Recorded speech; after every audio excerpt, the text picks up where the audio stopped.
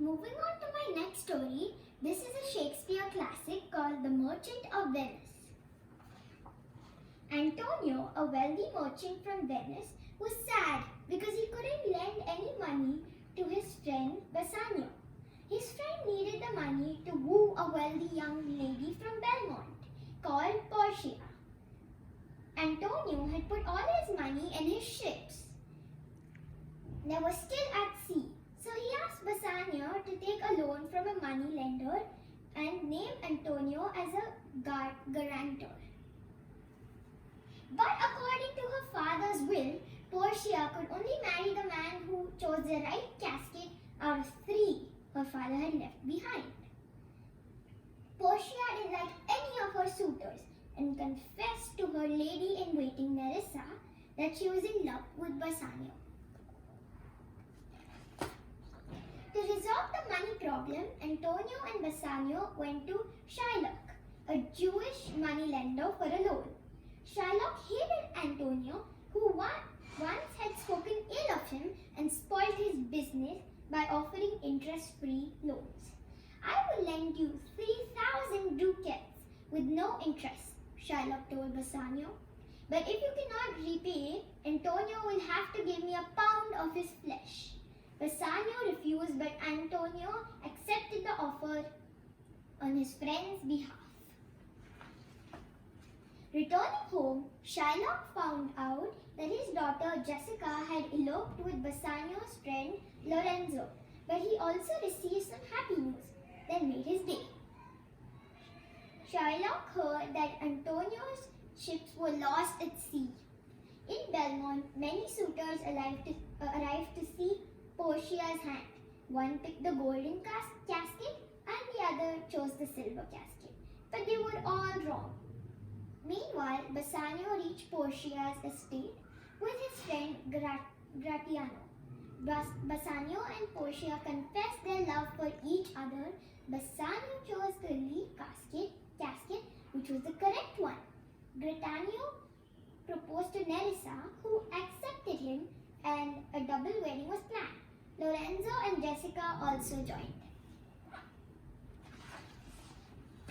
"Here's a token of my love," Portia declared, handing Bassanio a golden ring. "You must never part with it." As the couple celebrate, news arrived that Antonio had lost the ships and Shylock wanted to claim the debt. Bassanio and Gratiano immediately left for Venice. Worried, Portia and Nerissa decided to follow them in disguised as men. In Venice, Shylock refused to spare Antonio's life and the Duke of Venice called for a trial. He sent for a legal expert who was none other than Portia in disguise.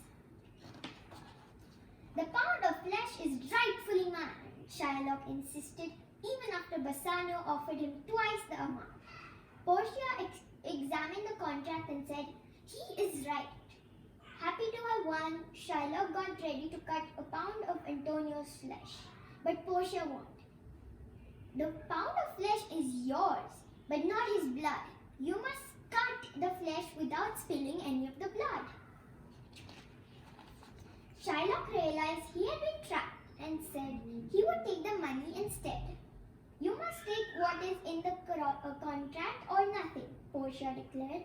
Shylock was silent and she added, "You have tried to murder an honest man. Half of your property will be confiscated. Half shall go to Antonio." The Duke spared Shylock's life, and Antonio agreed not to take away his property on 2 conditions. Shylock must become a Christian and leave all his wealth to Jessica and Lorenzo on his death. Shylock agreed.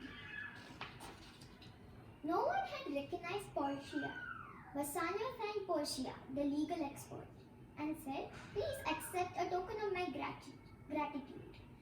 Portia and Nerissa, who were disguised as a clerk, asked for the rings they had given to Bassanio and Gratiano.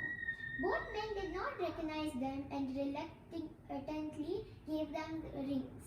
When the men reached Belmont, Portia and Nerissa pretended to be angry with them for losing their rings. After some more play Portia revealed the truth. Bassanio was happy to know she had saved his friend. Jessica and Lorenzo were glad to hear of their inheritance, and Antonio's ships too arrived safely. Together they celebrated their good fortune. Thank you.